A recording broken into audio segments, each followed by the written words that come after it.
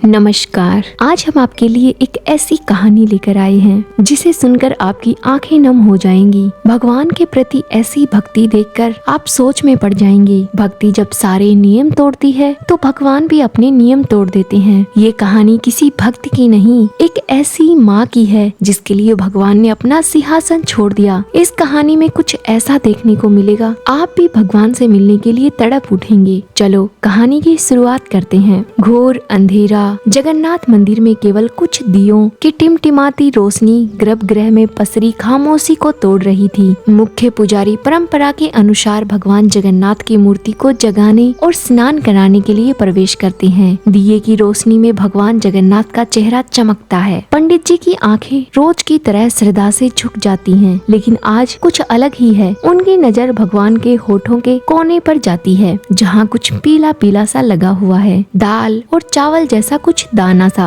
पंडित जी आश्चर्यचकित हो जाते हैं और ज्यादा करीब जाकर देखते हैं तो पता चलता है ये खिचड़ी का दाना है। भगवान के गालों पर भी पीले पीले दाग हैं, जैसे किसी बच्चे ने जल्दबाजी में खाकर हाथ पूछ लिए हों। पंडित जी का दिल बैठ जाता है और सोचने लगते हैं, मंदिर में खिचड़ी का भोग तो शाम को लगता है, सुबह तो बिल्कुल नहीं, और गर्भगृह में मेरे अलावा किसी को आने की इजाजत भी नहीं है। ये पवित्रता है या कोई चमत्कार है या भगवान की कोई लीला है? पंडित जी को कुछ समझ नहीं आता है और सोचने लग जाते हैं, आखिर भगवान के पास पहुंचा कौन? ये खिचड़ी किसने खिलाई है? पंडित जी दौड़े दौड़े राजा के पास पहुंचते हैं। राजा न्यायप्रिय और धर्मनिष्ठ शासक हैं। अपने मंत्रियों के साथ राज्यों के मामलों पर चर्चा कर रहे हैं। इतनी ही देर में घबराते हुए मंदिर के पंडित जी वहाँ पहुँच जाते हैं। राजा ने आचार्य जी को इस अवस्था में देखा और पूछा, पंडित जी सब कुछ कुशल मंगल तो है ना? पंडित जी हाँफते हुए महाराज से कहते हैं, अनर्थ भी कह सकते हैं और चमत्कार भी समझ सकते हैं। हे राजन, मुझे कुछ समझ नहीं आ रहा, क्या हो रहा है ये सब? राजा ये सुनकर खड़े हो जाते हैं।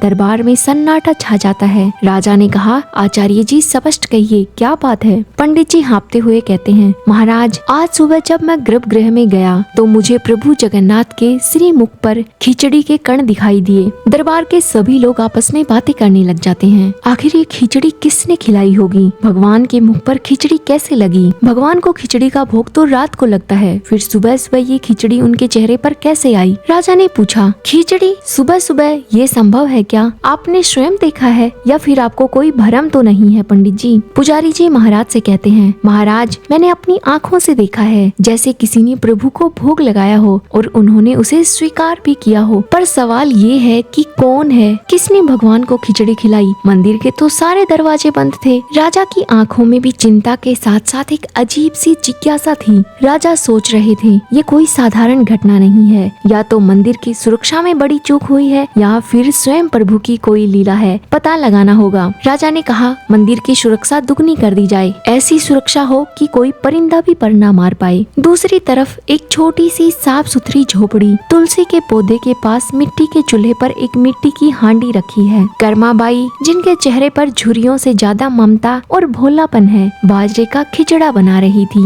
बड़े ही प्यार से खाना बनाते हुए भगवान का नाम गुनगुना रही थी। उसी समय वहाँ से एक साधु गुजरते हैं। साधु ने कर्माबाई को देखा और पूछा, हे देवी तुम क्या कर रही हो? कर्माबाई मुस्कुराकर बोली, प्रणाम गुरुजी, मैं अपने लल्ला के लिए भोग बना रही हूँ, उसे मेरे हाथ की खिचड़ी बहुत पसंद है। साधु ये देखकर थोड़े क्रोधित हुए और कहा, तुम लल्ला के लिए क्या खिचड़ी बनाओगी? तुमने तो अभी तक स्नान भी नहीं किया है, बिना स्नान किए भगवान का भोग बना रही हो, ये तो घोर पाप है, शास्त्र इसके विरुद्ध हैं। ये सुनकर कर्माबाई का चेहरा थोड़ा उतर गया। उनकी आंखों में बच्चे जैसी उलझन है। कर्माबाई साधु से कहती हैं, महात्मा मेरा लल्ला सुबह सुबह भूखा होता है, यदि मैं स्नान करने लग गई तो भोग बनाने में देरी हो जाएगी और मेरे लल्ला को बहुत देर तक खिचड़ी का भोग नहीं मिल पाएगा। साधु ने कहा, मूर्ख स्त्री, भक्ति का अर्थ अनुशासन है, नियम पहले आते हैं, भावना बाद में। भगवान को तुम्हारी मैली खिचड़ी नहीं, शुद्ध मन और तन से दिया हुआ भोग चाहिए। कल से तुम पहले स्नान करना, फिर पूजा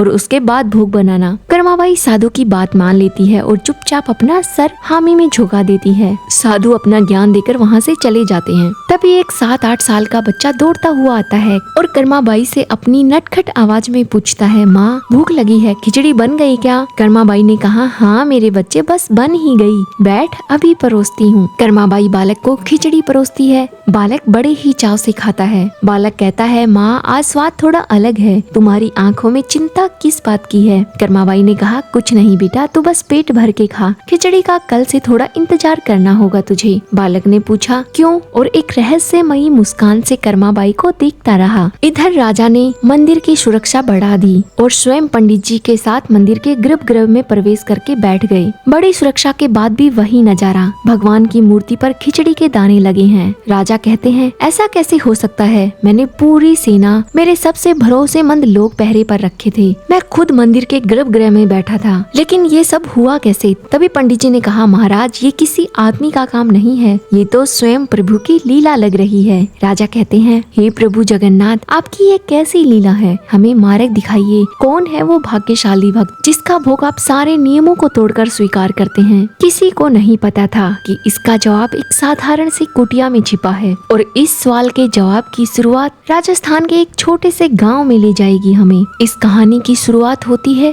कुछ सालों पहले राजस्थान के एक छोटे से गांव में, जब कर्मा एक छोटी बच्ची थी। उस समय कर्मा के पिताजी पुष्कर जा रहे थे। उन्होंने कर्मा को बुलाया और कहा, बेटी हम पुष्कर जा रहे हैं, 4-5 दिन लग जाएंगे, घर का और ठाकुर जी का ध्यान रखना। कर्माबाई अपने माता पिता से कहती है, आप बिल्कुल चिंता मत कीजिए, मैं सब संभाल लूंगी। पिताजी ने फिर कहा, हाँ ठाकुर जी को भोग लगाए बिना तुम अन्न का दाना मुंह में मत डालना। कर्माबाई कहती है, जी पिताजी आप बिल्कुल फिक्र मत कीजिए, मैं ठाकुर जी का भोग अपने हाथों से बनाऊंगी, हाथों से खिलाऊंगी, आप बेफिक्र होकर जाइए और पुष्कर स्नान करके आराम से लौटिएगा। कर्माबाई के माता पिता कर्मा को ठाकुर जी की जिम्मेदारी सौंपकर निश्चिंत होकर चले जाते हैं। कर्माबाई अगले दिन सुबह उठकर बाजरे की खिचड़ी बनाती है। एक कांसे की थाली में खिचड़ी, ऊपर से ढेर सारा घी और गुड़ डालकर भगवान श्री कृष्ण जी की छोटी सी मूर्ति के सामने रखती है। कर्मा कहती है, हे प्रभु मैंने भोग तैयार कर दिया है, मैं जरा गायों को चारा डालकर आती हूँ, आप खा लेना, भूख लगी होगी आपको। कर्माबाई जब काम करके लौटती है तो देखती है थाली वैसी की वैसी रखी है, भगवान ने भोग नहीं लगाया। कर्माबाई आकर कहती है, अरे आपने खाया नहीं, क्यों? क्या हुआ? क्या खिचड़ी अच्छी नहीं बनी या गुड़ कम रह गया? कर्माबाई थाली में और गुड़ मिलाती है, फिर इंतजार करती है, लेकिन थाली खाली नहीं होती। ये सब देखते देखते सुबह से शाम हो गई। कर्मा को भी जोर की भूख लगी है और उसकी आंखों में आंसू आ जाते हैं। कर्माबाई भगवान श्री कृष्ण के पास फिर जाती है और कहती है, हे प्रभु आप ऐसा क्यों कर रहे हैं? आप नहीं खाएंगे तो मैं भी नहीं खाऊंगी, भूखी मर जाऊंगी। पिताजी ने कहा है कि पहले आपको भोग लगाना है, फिर ही मैं खाना खा सकती हूँ, आप खाना खा लीजिए ना, मुझे बहुत भूख लगी है। कर्माबाई का ये भोलापन, हठ और आंसू गर्भगृह में रखी पत्थर की मूर्ति को भी पिघला देते हैं। कर्माबाई की बात सुनकर एक दिव्य प्रकाश फैलता है। मूर्ति से स्वयं भगवान श्री कृष्ण एक बाल रूप में प्रकट होते हैं। कर्माबाई उन्हें देखकर डरती नहीं, बस मुस्कुराती है, जैसे उन्हें पता हो कि भगवान आए हैं प्रसाद ग्रहण करने। भगवान श्री कृष्ण कर्मा से कहते हैं, तू रोती क्यों है कर्मा, बस पर्दा लगा दे, मैं चुपचाप भोग लगा लूंगा। कर्माबाई कहती है, अरे बस इतनी सी बात है,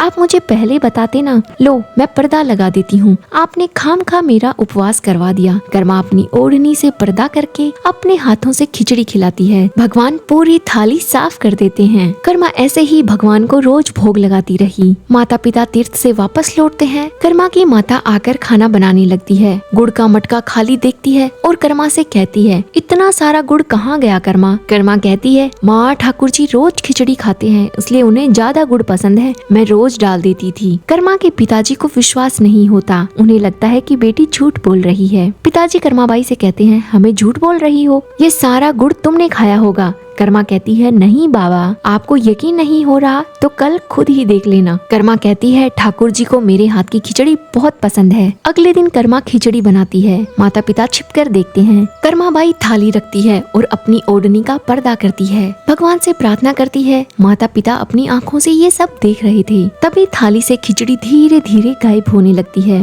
माता पिता के पैरों नीचे से जमीन खिसक जाती है और दौड़कर अपनी बेटी के पैरों में गिर जाते हैं। माता पिता को अपनी भूल का एहसास हो जाता है और अपनी बेटी से माफी मांगते हैं कि हम तुम्हें पहचान नहीं सके। कर्मा तुम तो साक्षात भक्ति का स्वरूप हो। इन्हीं कर्माबाई की कहानी जगन्नाथपुरी में भी शुरू हो रही है और ये कहानी उसी कर्मा की है जो अब जगन्नाथपुरी में रहस्य बनी हुई है। अगले दिन राजा गहरी नींद में सो रहे थे और उन्हें एक स्वप्न आता है। स्वप्न में भगवान जगन्नाथ स्वयं उनके सामने खड़े हैं, पर भगवान का चेहरा उतरा हुआ है। भगवान कहते हैं राजन। राजन कहते हैं प्रभु आपने दर्शन दिए हैं, मैं तो धन्य हो गया हूँ, पर आप चिंतित क्यों हैं? मुझसे कोई भूल हुई है क्या प्रभु? लेकिन भगवान जगन्नाथ कहते हैं राजन तुम्हारी व्यवस्था बहुत अच्छी है, पर एक समस्या हो गई है। राजा ने कहा आज्ञा दे प्रभु, मैं अपनी गलती सुधारने की कोशिश करूंगा। तभी भगवान जगन्नाथ कहते हैं पुरी में मेरी एक माँ रहती है कर्माबाई, वो रोज सुबह मुझे बड़े प्यार से खिचड़ी खिलाती है, मुझे उनके हाथ की खिचड़ी खाए बिना चैन नहीं मिलता। फिर भगवान जगन्नाथ कहते हैं लेकिन मेरी माँ को किसी ज्ञानी ने पूजा पाठ के चक्कर में उलझा दिया है, अब वो स्नान ध्यान करके भोग बनाती हैं और भूख के मारे मेरा बुरा हाल हो जाता है। जब तक भोग बनकर तैयार होता है उस समय तक मंदिर के खुलने का समय हो जाता है। मुझे जल्दी जल्दी खाकर हाथ से मुंह पोंछकर यहाँ पहुँचना पड़ता है, इसलिए मेरे मुख पर दाने लगे रह जाते हैं। भगवान के इतना कहने के बाद राजा का स्वप्न टूट जाता है। राजा नींद से जागते हैं तो देखते हैं पसीने में भीगे हुए हैं। उनके चेहरे पर आश्चर्य और भक्ति का मिला जुला भाव है। राजा ने अपने सैनिकों और मंत्रियों को बुलाया और कहा पुरी में कर्मा नाम की महिला को ढूंढो। कर्माबाई कहाँ रहती हैं? मुझे उनकी कुटिया तक पहुँचना है। मंत्री कर्माबाई की कुटिया को ढूंढ लेते हैं। राजा और पुजारी जी भी वहाँ पहुँच जाते हैं और देखते हैं कि कर्माबाई स्नान करके गीले बालों में जल्दी जल्दी भोग बना रही हैं। तभी वहाँ एक नटखट बालक आता है जो बाहर बैठकर इंतजार कर रहा है और बालक कर्माबाई से कहता है माँ जल्दी करो ना, बहुत जोर की भूख लगी है। राजा और पुजारी जी ये सब देख रहे थे और वो सब समझ जाते हैं कि ये साधारण बालक नहीं है, ये तो स्वयं भगवान जगन्नाथ हैं। तभी उधर से साधु भी गुजरते हैं और कहते हैं महाराज आप यहाँ इस अज्ञानी स्त्री की कुटिया के पास क्या कर रहे हैं? राजा साधु से कहते हैं महात्मा जिसे आप अज्ञानी कह रहे हैं वो स्वयं भगवान जगन्नाथ जी की माँ है। आपके थोपे हुए नियमों के कारण भगवान को भूखा रहना पड़ रहा है। ये सुनकर साधु का चेहरा शर्म से झुक जाता है, उन्हें अपनी भूल का एहसास हो जाता है। वे दौड़कर कर्माबाई के पैरों में गिर जाते हैं और कहते हैं मुझे क्षमा कर दो माँ, मैंने शास्त्रों का ज्ञान तो पा लिया पर प्रेम का मर्म न समझ पाया। आपकी भक्ति ही सच्चा शास्त्र है। आप जैसे पहले अपने लल्ला को भोग लगाती थी आप वैसे ही भोग लगाएं। कर्माबाई तपस्वी को उठाती हैं। उनकी आंखों में कोई गुस्सा नहीं था, केवल ममता का भाव था। कर्माबाई कहती हैं महात्मा जी आप सही थे, पर मेरा लल्ला बच्चा है, वो नियम नहीं बस माँ का प्यार समझता है। राजा और पुजारी जी हाथ जोड़कर ये सब देख रहे थे। कर्माबाई की भक्ति देखकर उनकी आंखें नम हो जाती हैं। राजा ने मंदिर से अपनी सारी सेना हटा दी ताकि भगवान जगन्नाथ को सुबह सुबह खिचड़ी का भोग लगाने में देरी ना हो। वो आराम से जाएं, माता के हाथों की खिचड़ी खाएं और आराम से वापस मंदिर लौट आएं। समय बीतता गया। कर्माबाई अब बहुत बूढ़ी हो गई थी, कमजोर भी हो गई थी। उन्होंने चारपाई ले ली। अब वो खाट पर लेटी रहती, सांसें धीमी चल रही थी। वही बालक जो अब भी उतना ही बड़ा है कर्माबाई का हाथ पकड़कर उनके पास बैठा है। कर्माबाई कहती है लाला अब मुझसे उठा नहीं जाता, आज मैं खिचड़ी कैसे बनाऊंगी, तू भूखा रह जाएगा। बालक कहता है तुम चिंता ना करो माँ, तुमने मुझे जीवन भर खिलाया है, आज मैं तुम्हें अपने साथ ले जाने आया हूँ जहाँ तुम्हें मेरे लिए कुछ भी नहीं बनाना पड़ेगा। कर्माबाई मुस्कुराती है और शांति से अपनी आंखें बंद कर लेती है। उनकी आत्मा शरीर छोड़ देती है। इधर मंदिर के पट खुलते हैं। लोग क्या देखते हैं, मंदिर में कोहराम मच जाता है। भगवान जगन्नाथ की मूर्ति से आंसू बह रहे हैं, पत्थर की मूर्ति रो रही है। राजा और पुजारी जी भागे भागे आते हैं। ये दृश्य देखकर कांप उठते हैं। पुजारी जी कहते हैं हे प्रभु हमसे कोई अपराध हो गया क्या? ये क्या हो रहा है, आप क्यों रो रहे हैं? राजा सब समझ जाते हैं। वो हाथ जोड़कर प्रार्थना करते हैं। राजा को रात में फिर सपना आता है। भगवान जगन्नाथ एक छोटे बच्चे की तरह सुबक सुबक कर रो रहे हैं और कहते हैं राजन मेरी माँ चली गई है, मेरी कर्मा माँ मुझे छोड़कर चली गई है। अब मुझे सुबह सुबह प्यार से खिचड़ी कौन खिलाएगा? अब मैं किसका इंतजार करूँगा? राजा की नींद खुलती है। उनकी आंखों से भी आंसू बह रहे थे।